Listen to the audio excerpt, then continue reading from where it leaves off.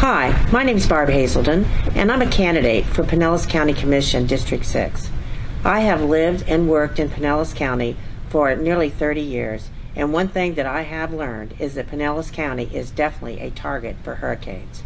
After Hurricane Irma blew through our area last summer, we were all shocked and dismayed to see the massive failure of our infrastructure system, such as power outages for over a week and sewer spills all over the county.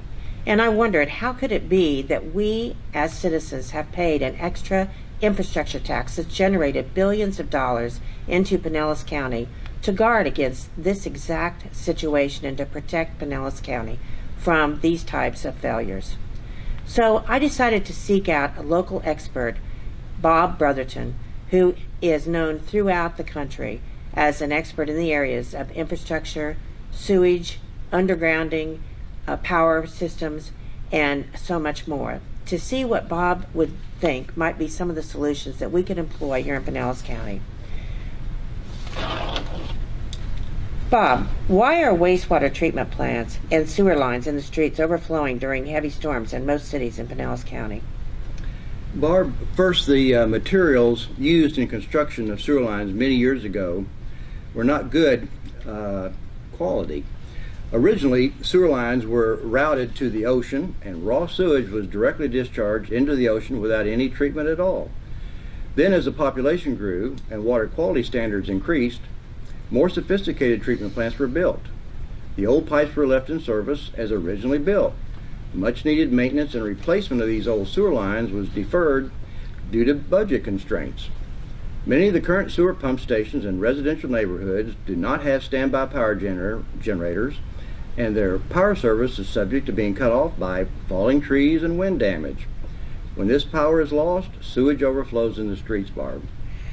Well, we've all witnessed the outcome of this last year and before even, but what should sewer utilities be doing to correct these problems? They continue to happen.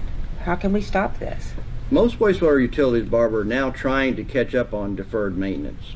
The problem is that with ever passing year, the pipe and wastewater treatment plant systems are failing exponentially. The deterioration in the larger system is happening faster than the repairs can be made to parts of the system. So while the wastewater managers and operators say they are doing the best they can, they are not keeping up with the process of deterioration.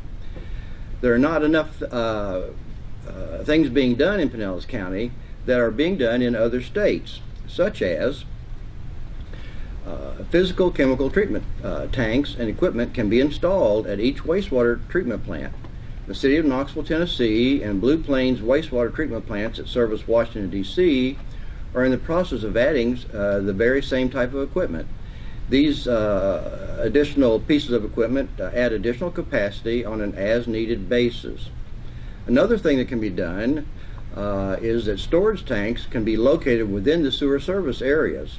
And they should be built such that they automatically pump water out of the pipe system and into these storage tanks when the pipes begin to flow full. This will both stop overflows of sewers in the streets and also relieve peak flows at the wastewater treatment plants. Power service for these pump stations really should be placed underground.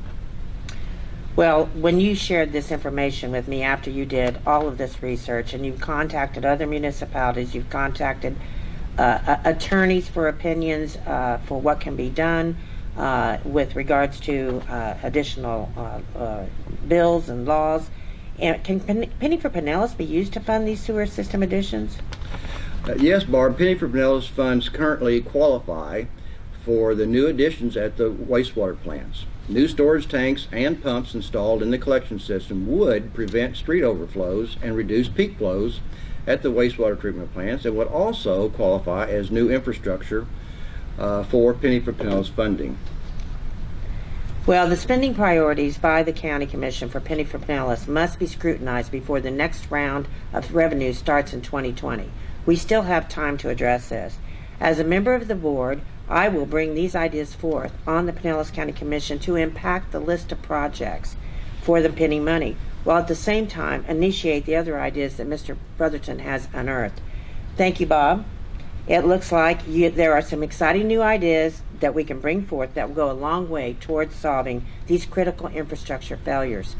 And if you want to find out more, you can go to the website at www.electbarbhaselden.com. So appreciate your time and so appreciate your work, and Good. thank you. Sure. Mm-hmm.